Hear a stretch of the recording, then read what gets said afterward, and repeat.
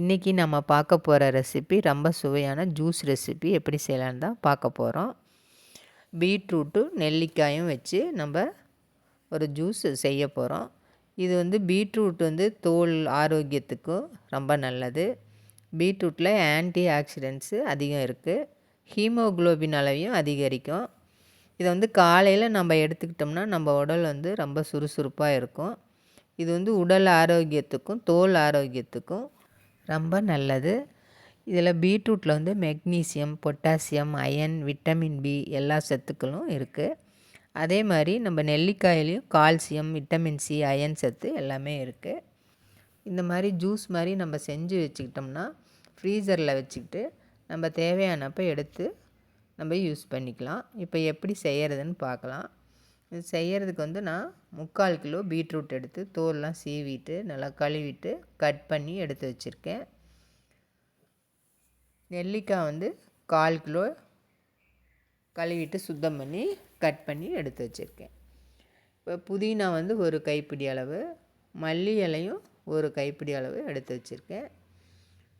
இதில் இஞ்சி 100 கிராம் இஞ்சியை தோல் சீவி கட் பண்ணி எடுத்து வச்சுருக்கேன். நம்ம இஞ்சியை அரைச்சிட்டு நல்லா தண்ணி ஊற்றி அரைச்சி வடிகட்டி கொஞ்சம் நேரம் வச்சோம்னா அடியில் அப்படியே அந்த சுண்ணாம்பு மாதிரி தங்கிரும். அதுக்கப்புறம் நம்ம வடிகட்டி எடுத்துக்கலாம். இப்போ எலுமிச்சம்பழம் ஒரு 3 எலுமிச்சம்பழம் பிழிஞ்சு வடிகட்டி எடுத்து வச்சுக்கலாம்.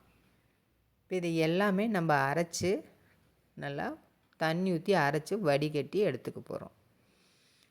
இந்த பீட்ரூட்டில் நிறைய சத்துக்கள்லாம் இருக்குது. நம்ம இதை மாதத்தில் ஒரு நாளைக்கு இந்த மாதிரி செஞ்சு நம்ம அரைச்சி வடிகட்டி எடுத்து ஃப்ரீசரில் வச்சுக்கிட்டோம்னா டெய்லியும் நல்லா சுடு தண்ணியில் ஒரு 2 ஐஸ் க்யூப்ஸ் போட்டு நல்லா சூடான தண்ணியில் போட்டு வெது வெதுப்பாக குடிக்கணும். தினமும் நம்ம காலையில் எழுந்திரிச்சு பீட்ரூட்டை கட் பண்ணி ஜூஸ் போட்டு குடிக்க முடியாது. அதனால் நம்ம இந்த மாதிரி செஞ்சு ஃப்ரீசரில் வச்சுக்கிட்டோம்னா மாதத்தில் ஒரு நாளைக்கு இந்த மாதிரி செஞ்சு ஃப்ரீசரில் வச்சுக்கிட்டு டெய்லி நம்ம யூஸ் பண்ணிக்கலாம். இப்போ நம்ம இஞ்சியை ஒரு மிக்ஸி ஜாரில் சேர்த்து அரைச்சிக்கலாம். ஃபஸ்ட்டு அரைச்சி எடுத்துட்டு அப்புறம் கொஞ்சமாக தண்ணி ஊற்றி அரைச்சிக்கலாம்.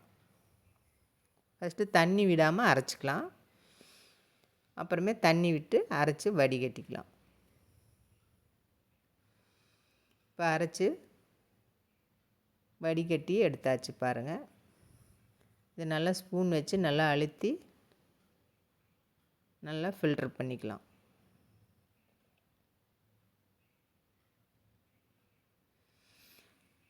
இப்போ இதை நல்லா ஃபில்ட்ரு பண்ணி நம்ம ஒரு 10 நிமிஷம் வச்சிட்டோம்னா அடியில் அந்த சுண்ணாம்பு மாதிரி தங்கிக்கும். நம்ம மேல் டாப்பில் எடுத்து வடிகட்டி ஊற்றிக்கலாம்.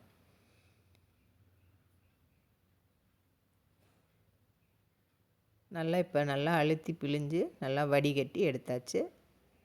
இந்த மாதிரி எடுத்து வச்சுக்கலாம் பாருங்கள். தண்ணி நம்ம அதிகமும் சேர்த்த தேவையில்ல, இவ்வளோ தண்ணி சேர்த்துனா போதும்.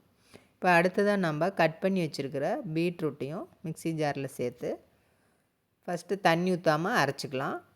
அப்புறம் தண்ணி கொஞ்சமாக சேர்த்து அரைச்சி வடிகட்டிக்கலாம். இந்த மாதிரி சேர்த்து நல்லா வடிகட்டி நல்லா பிழிஞ்சு எடுத்துக்கலாம். இந்த அரைச்சதையே மறுபடியும் போட்டு கொஞ்சமாக தண்ணி ஊற்றி அரைச்சி மறுபடியும் வடிகட்டிக்கலாம்.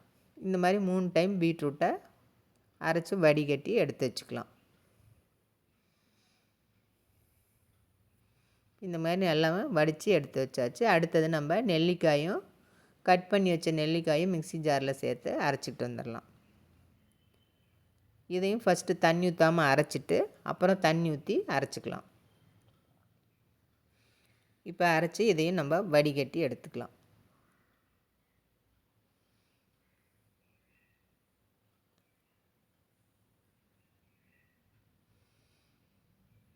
இதுவும் நல்லா அழுத்தி நல்லா பிழிஞ்சு விட்டுக்கலாம்.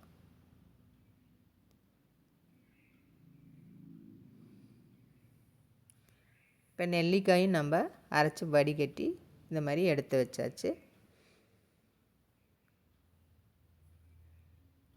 இப்போ மல்லி இலையும் புதினா இலையும் எடுத்துக்கலாம். மல்லி இலை ஒரு கைப்பிடி அளவு, புதினா இலை ஒரு கைப்பிடி அளவு. நெல்லிக்காய் வந்து 1/4 கிலோ. இதையும் நம்ம அரைச்சிட்டு வந்துடலாம்.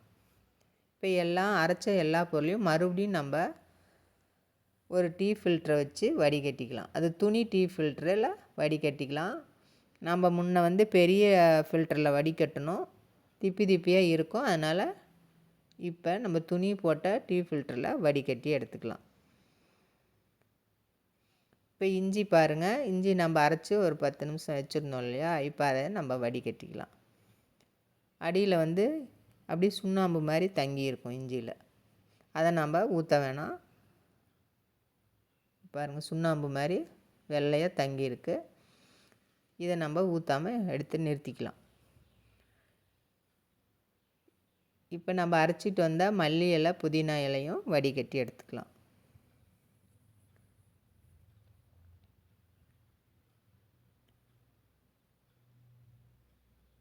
இதையும் நல்லா வடிகட்டி எடுத்தாச்சு.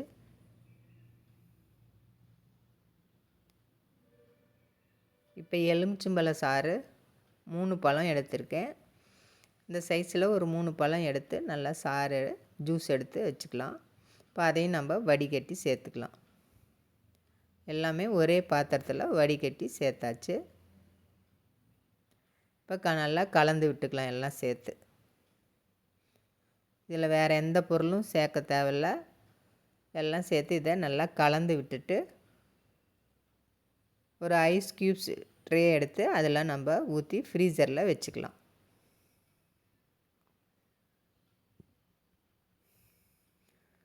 மீதி அதிகமாக இருக்கிறதையும் ஒரு சில்வர் பாத்திரத்தில் ஊற்றி வச்சுக்கிட்டிங்கன்னா இந்த ஐஸ் க்யூப்ஸ் தீர்ந்தோடனே நம்ம மறுபடியும் எடுத்து இதிலேயே ஊற்றி வச்சுக்கலாம்.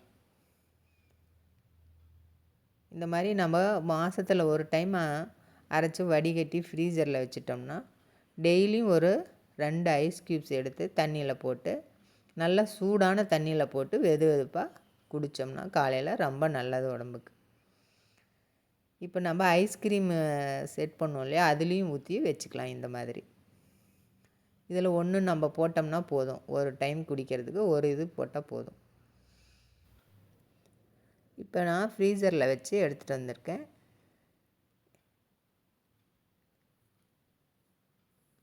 இப்போ இந்த ஐஸ் க்யூப்ஸில் நம்ம ஒரு டம்ளரில் போட்டுக்கலாம்.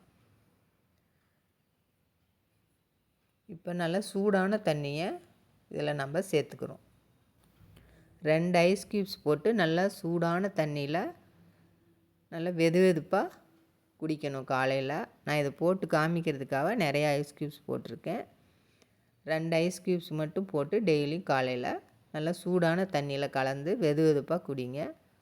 நல்ல உடல் ஆரோக்கியத்துக்கு ரொம்ப நல்லது.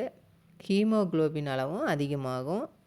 தோல் ஆரோக்கியத்துக்கும் ரொம்ப நல்லது. காலையில் உடம்பு வந்து ரொம்ப சுறுசுறுப்பாகவும் இருக்கும். இதே மாதிரி நீங்களும் செஞ்சு பாருங்கள். லைக் பண்ணுங்கள், ஷேர் பண்ணுங்கள், சப்ஸ்கிரைப் பண்ணுங்கள். நன்றி, வணக்கம்.